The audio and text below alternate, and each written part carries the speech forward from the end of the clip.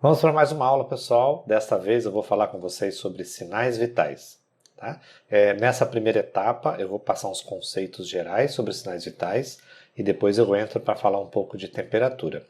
Toda a prática a gente vai fazer no laboratório. Eu vou passar vários conceitos aqui para vocês que são importantes para que vocês tenham embasamento na hora de fazerem a prática e terem mais segurança de saberem o que vocês estão fazendo. Tá? Vamos lá, tentar achar aqui a nossa aula. Então, dentro do conceito de sinais vitais, nós vamos trabalhar os 4 principais, que são temperatura, pulso, respiração e pressão arterial. Quando a gente junta esses 4 valores, essas 4 informações, a gente consegue ter um parâmetro um pouquinho melhor de como o paciente está se comportando. Né? Então, por definição, eu coloquei aqui para vocês que são sinais clínicos obtidos individualmente na busca de uma avaliação física, indicando o estado de saúde do paciente. São parâmetros básicos. Só essas 4 informações não vão te dar um diagnóstico completo da situação do paciente, mas ele te direciona o seu olhar científico, o seu olhar de investigador de saúde, para falar, olha, eu preciso dar atenção melhor a esse sintoma porque ele está indicando alguma coisa. Então é importante para isso, tá? E eles vão auxiliar no diagnóstico de enfermagem, né? Então quando você tem um paciente apresentando dependências de cuidado e necessitando de alguém com um olhar mais holístico, os sinais vitais direcionam a gente a olhar para o cuidado mais específico de enfermagem. Tá? E aí a gente tem que tomar muito cuidado, principalmente quando a gente trabalha, por exemplo, na atenção básica. Eu preciso saber se existem sinais, fatores externos que podem estar alterando os sinais e sintomas desse paciente. Né? Eu sempre dava um exemplo, quando a aula era presencial, que a temperatura corporal dos alunos aumenta no início da tarde, porque eles subiram uma ladeira gigantesca a pé para poder ter aula. Quem é que não chega com o corpo aquecido no topo da ladeira? Né? Então, pacientes que trabalham, pacientes não, vocês quando estiverem trabalhando em atenção básica, se vocês trabalharem, por exemplo, na unidade do Bela Vista, onde fica no alto, né, um bairro que tem uma subida muito grande, o paciente sobe andando. Então você precisa tomar cuidado para não aferir temperatura de pacientes que estiverem em atividade física, por exemplo, são vários fatores, mas que podem interferir nos sinais vitais. Tá? Em qualquer um dos fatores eu vou passar sinais, cada um individualmente para os seus fatores. Né? E aí, uma regra muito importante, né? O registro faz parte dos sinais vitais. Toda vez que você realizar uma aferição, você vai lá na ficha de controle do paciente. Eu coloquei aqui um exemplo de uma ficha de controle de UTI. Mas cada enfermaria tem o seu padrão, provavelmente nas enfermarias clínicas, onde vocês vão começar a ter as aulas práticas de hospital, esse controle ele é mais resumido. Mas essa ficha de controle é onde você realiza o registro dos sinais vitais imediatamente. Sempre que vocês realizarem a aferição, vocês vão lá e marcam. Tá? Porque essa ficha ela é do paciente e ela é avaliada por multiprofissionais.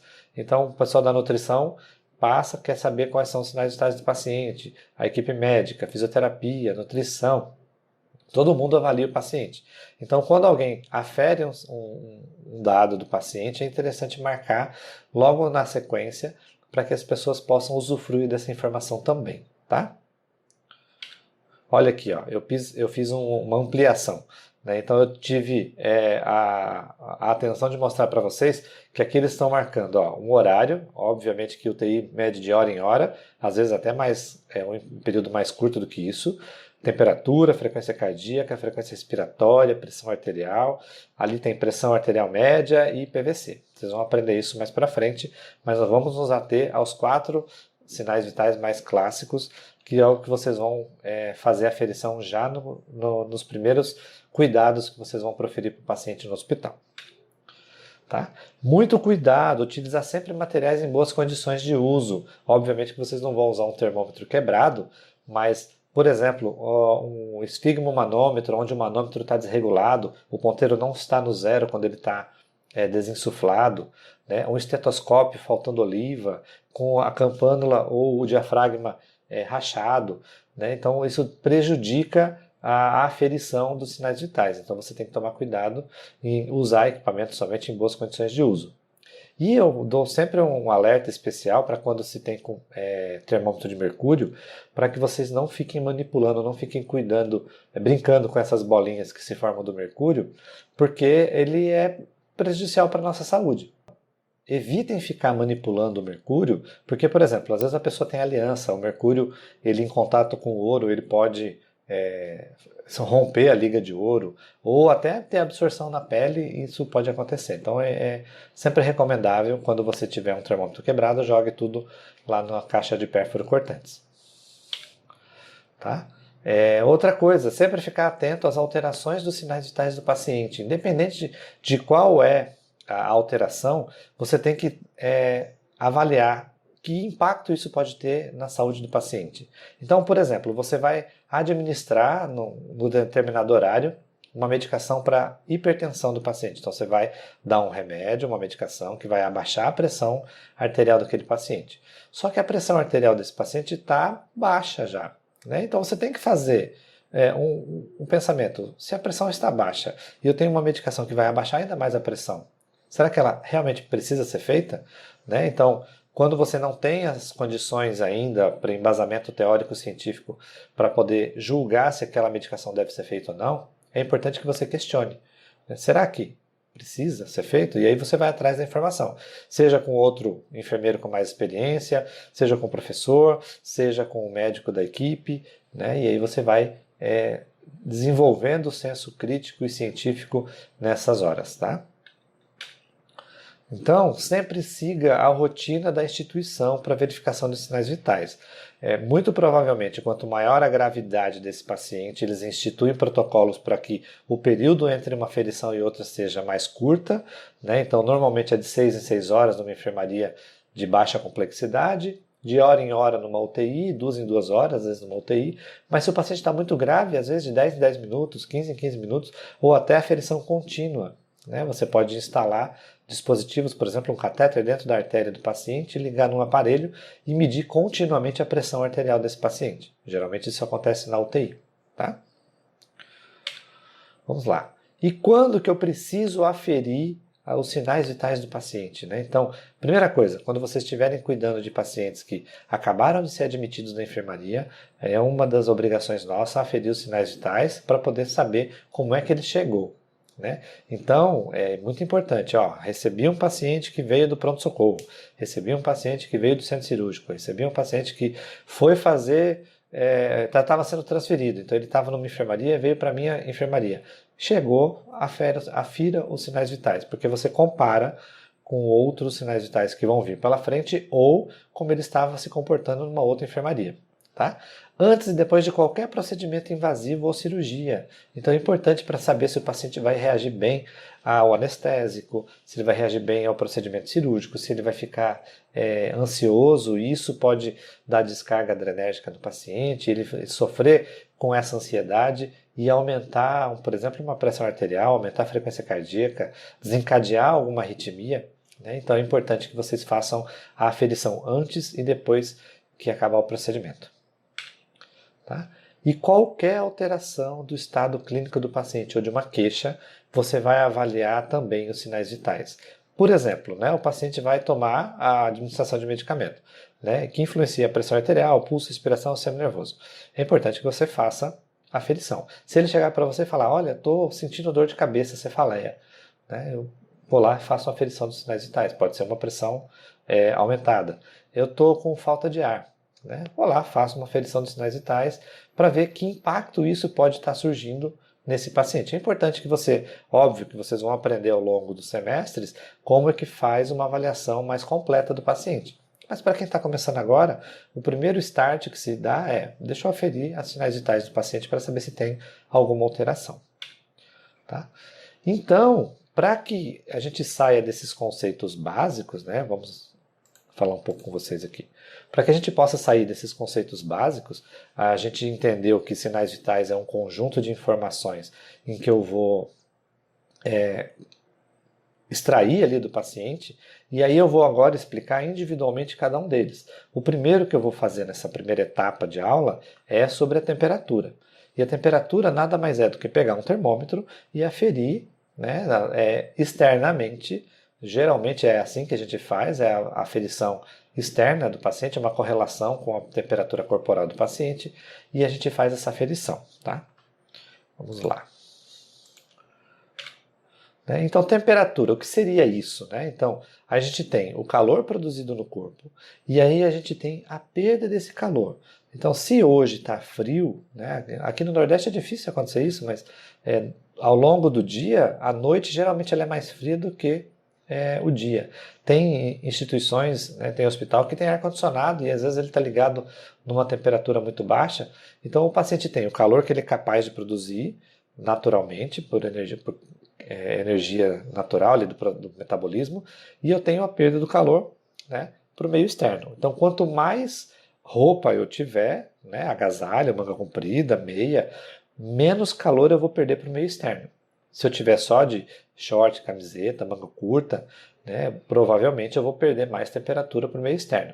Esse equilíbrio que se mantém é o que, quando eu for aferir a temperatura do paciente, essa temperatura é esse equilíbrio de quanto ele consegue produzir, quanto ele consegue perder, e aí ele tem a temperatura corporal.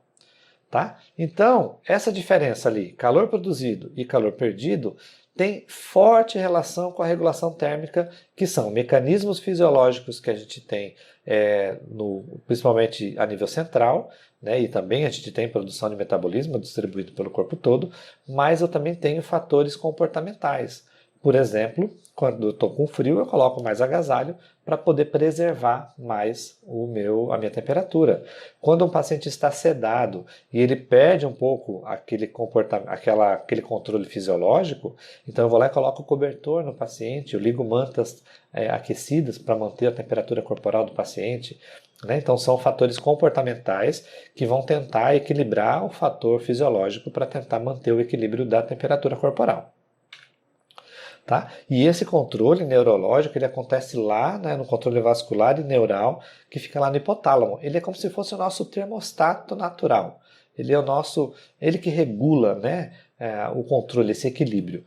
Por exemplo, eu tenho certeza que alguém que já viajou para uma cidade muito fria, quando estava sentindo frio, começou a sentir tremor, os dentes ficam batendo, a pele fica arrepiada. Por quê? São mecanismos fisiológicos tentando mostrar, olha, eu preciso produzir mais calor porque eu estou perdendo calor e estou ficando com frio. Então, eu tenho temperatura, quando se eleva, são os controles agora fisiológicos para fazer esse equilíbrio acontecer. Quando a temperatura do corpo se eleva, então eu tenho um exemplo agora, subi a ladeira do CAV, fiz exercício físico, corri, pratiquei exercício na academia, a temperatura corporal interna subiu. Então ela estava lá em 36,5 e foi para 38. Um exemplo, tá, gente? Tá? Então o mecanismo fisiológico ele aciona, ele liga uma chavinha e fala, agora eu preciso perder calor. Aí ele começa a ter sudorese, ele começa a ter vasodilatação, então você começa a ficar com a pele mais avermelhada, ruborizada, inibe a produção de calor, então ele tenta inibir e desativar fatores que possam estar produzindo calor no corpo, ele tenta liberar estímulos para diminuir o metabolismo, então ele tenta reduzir a frequência cardíaca, ele tenta reduzir a frequência respiratória para você voltar no estado basal.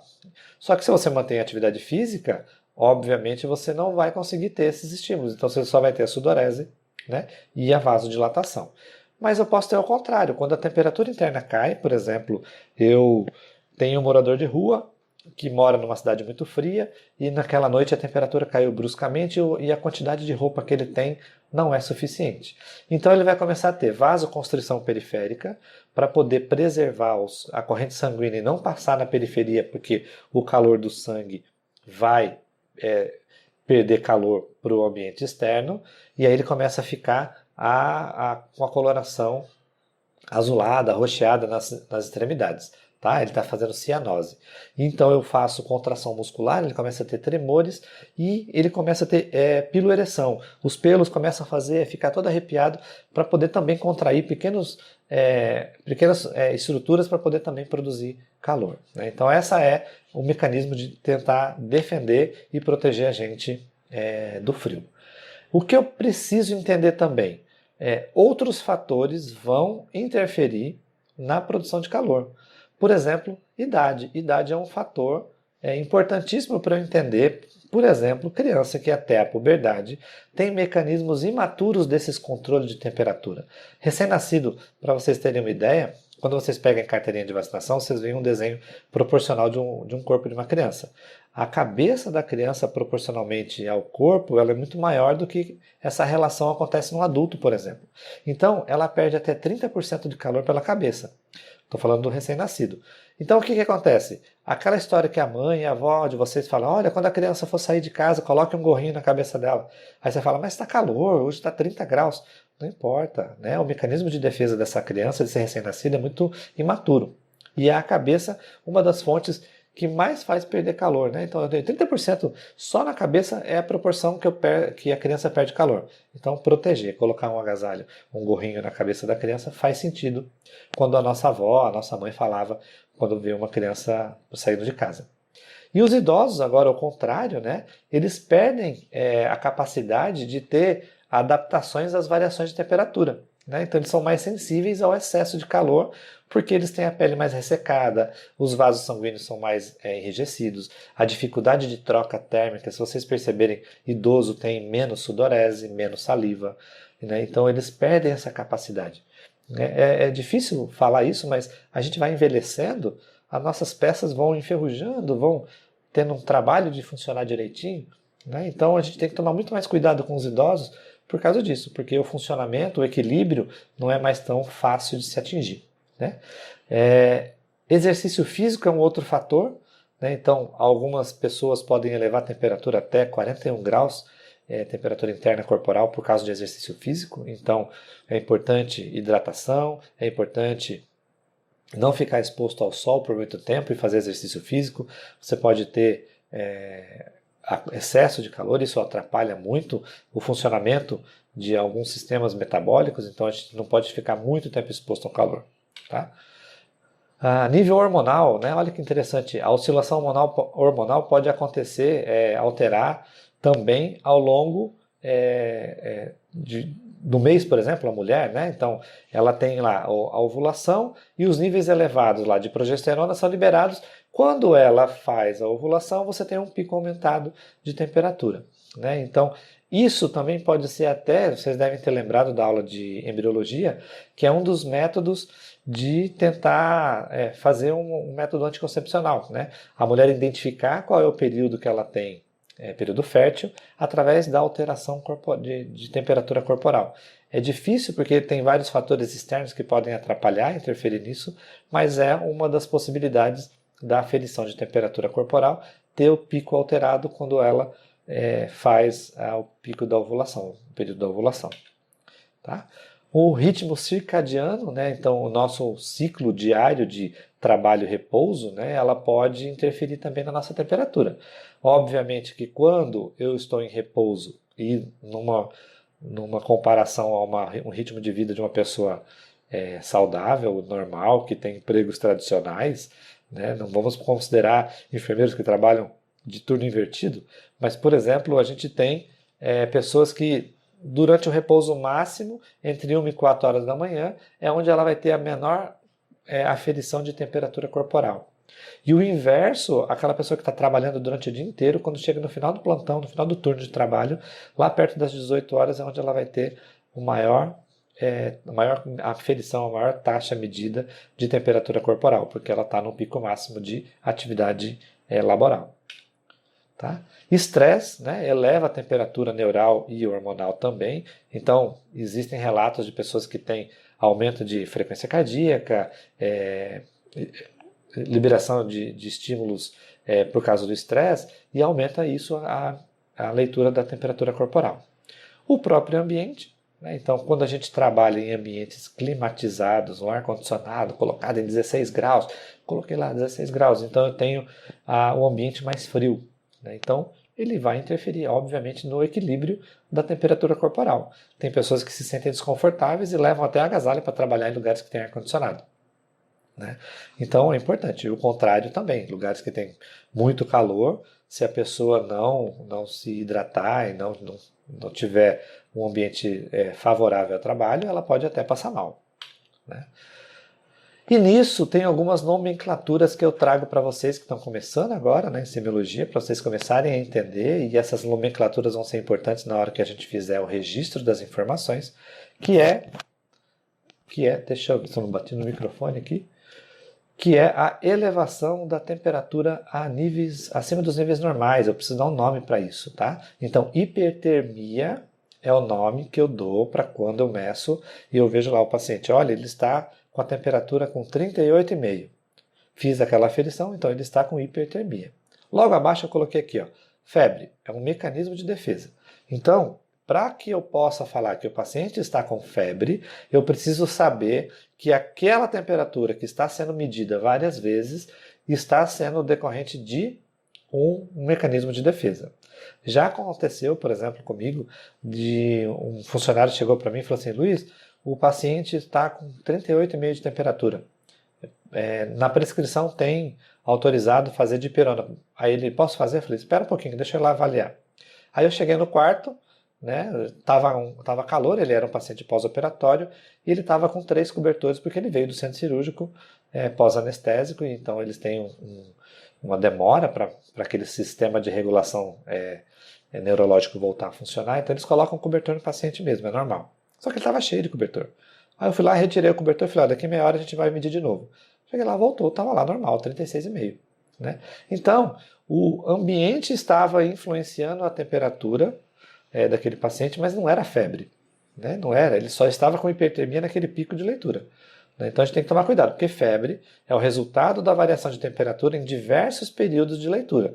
Eu fiz a aferição 3, 4 vezes, ele está lá com períodos de hipertermia em sequência, então pode ser um mecanismo de defesa para algum patógeno, alguma infecção que o paciente possa estar sendo submetido ali naquele momento. Tá? Então o sistema de regulação não consegue combater a produção de energia gerada pelo sistema de defesa, por exemplo. Tá? Então ele vai ter uma temperatura mais elevada e aí você vai aferir e vai descobrir que ele está com febre por ser um mecanismo de defesa. Tá? E o contrário, né? Hipotermia é a perda do calor. Então eu estou invertendo agora. O paciente está com temperaturas, eu medi a temperatura do paciente, está abaixo do valor normal. Tá? Então, quando eu tenho isso, aquele nosso sistema de proteção de produzir calor, tremor, né, vasoconstrição, ele não é capaz de produzir energia suficiente para poder manter a temperatura corporal do paciente normal. Tá? Então, a hipotermia é quando a temperatura corporal do paciente está abaixo da temperatura normal de uma escala de pacientes normais. Né? E ela pode ser acidental, né? Por exemplo, uma pessoa que saiu para viajar, ou essa história do morador de rua, que está na rua e a temperatura do dia foi mais fria do que ele esperava e a roupa que ele tinha não foi suficiente para proteger, então acidentalmente ele teve uma hipotermia. Ou você viajou para uma cidade fria, não levou agasalho, e aí passou frio. Então, você pode ter uma hipotermia. Ou pode ser intencional. Então, alguns casos, por exemplo, que fazem cirurgia neurológica, ou até cirurgia cardíaca, que tem circulação extracorpórea, o sangue passa por uma máquina para os médicos poderem operar o coração do paciente. Então, eles induzem uma hipotermia para preservar o sistema neurológico do paciente e o sistema metabólico. Tá? Complicações da hipotermia são maiores do que as complicações da hipertermia. Né? Então, na hipotermia, eu tenho tremores, perda de memória, cianose, que é aquela coloração azulada das extremidades. Eu posso induzir arritmia cardíaca se a hipotermia for severa. O paciente pode perder consciência e diminuição de estímulos dolorosos. Né? Então, são complicações bem características de um paciente que está submetido a temperaturas de baixa medição, baixa temperatura, e ele pode ter essa hipotermia induzida, ali ou acidental. Tá? Uma classificação normal, é importante agora eu entender as numerações, tá? Quais são os valores normais, quais são os acima e os abaixo. Né? Então eu tenho aqui, ó, quando o paciente está com temperatura normal, eu posso dizer que ele está normotérmico. Tá? Essa variação vai variar de livro para livro. Tem livro que vocês vão ver 36,5 a 37,9. Tem livro que fala sobre 36,2 a 38,1. Ok, nós estamos usando o livro do Potter e a referência que a gente tem para a classificação de normotérmico está uma variação entre 36 e 38 graus centígrados. Se eu tiver uma leitura abaixo de 36, 35.9, 36, 35.2, abaixo de 36 já é considerado hipotérmico. Acima de 38, 38.1, 38.2, 38.3, hipertérmico. Tá? Então eu tenho essas classificações. O paciente tem hipotermia, o paciente tem hipertermia, ou ele está normotérmico porque a temperatura está normal. Tá? Locais para verificar a temperatura do paciente. Eu posso ter leituras axilar, leitura oral, leitura timpânica, leitura retal.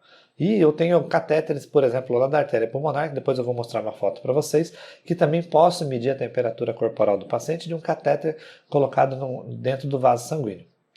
Vai valer a pena fazer isso com todo mundo? Nunca, né? Eu tenho só em condições muito específicas que eu preciso fazer a aferição de temperatura corporal interna.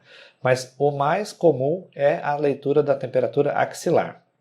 Tá? Então, uma regra muito importante é saber, depois eu vou mostrar para vocês que você precisa ter na mão, né, um termômetro, né? Esse termômetro pode ser de vidro ou pode ser o digital, né? Vocês vão aprender no laboratório como é que eu faço a desinfecção desse material para poder usar de paciente para paciente. E eu preciso entender o seguinte, ó, existe uma variação quando eu faço com o mesmo termômetro no mesmo paciente a leitura da temperatura axilar, a temperatura axilar, a temperatura oral e a temperatura retal. Né? Existe uma variação clínica individual do paciente, já que é padrão, foi definido isso por estudo científico, que existe uma variação de meio grau do mais externo para o mais interno. Né? Então, por exemplo, se esse daqui é um exemplo, não quer dizer que a leitura de todo mundo é 36,5.